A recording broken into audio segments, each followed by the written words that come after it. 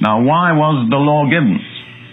This is not the subject of this message, and I don't want to dwell on it, but the Bible gives us a very clear, practical, simple answer as to why the law was given.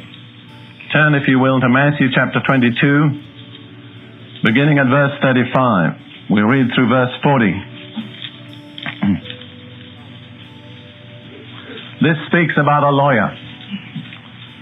But I would have you know that it didn't mean an attorney. And if we think that the Lord was somewhat down on lawyers, let's not think He's down on attorneys. Because the equivalent today of a lawyer would much more be a theologian than an attorney.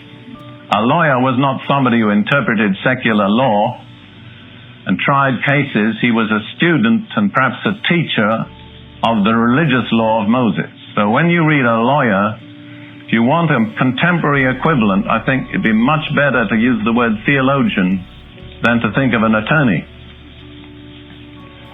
And I sometimes believe the Lord is down on theologians. Then one of them, which was a lawyer, asked him, that's Jesus, a question, tempting him and saying, Master, which is the great commandment in the law? That was a specific question, and Jesus gave an absolutely specific, practical answer. Jesus said unto him, Thou shalt love the Lord thy God with all thy heart, and with all thy soul, and with all thy mind. That was the answer to the question, and then he went further and gave another answer that wasn't asked for. This is the first and great commandment, and the second is like unto it. Thou shalt love thy neighbor as thyself. On these two commandments hang all the law and the prophets. Now, when Jesus spoke about the law and the prophets, he meant what a contemporary Jew would call the Tanakh. That is, the Old Testament. And he said the entire Old Testament is hung on two commandments. Love God, love your neighbor. Now, if I take my jacket off and hang it on a peg, the peg has to be there before I can hang my jacket on. And so if the law is hung on those two commandments are primary, the law is secondary. And the purpose for which the law was given was to produce two things, love for God and love for our neighbor. And any use or application or interpretation of the law which does not produce those two things is a misuse, a misinterpretation, and a misapplication. And I think we'd have to say many of the people who are most occupied with religious laws are on the whole the least loving. Bob Mumford said once, you get more kindness out of Joe the bartender than you do out of the average churchgoer. And I'm inclined to think that's pretty accurate.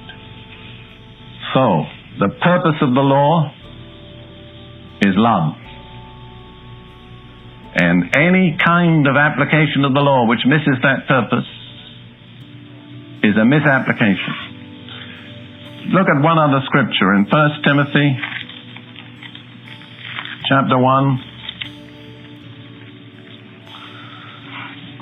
verse 5 and 6. I'll read the King James, then I'll give you the alternative New American Standard Version, which is much clearer. Now, the end of the commandment is charity. That is what? Love. Out of a pure heart, and of a good conscience, and of faith unfeigned.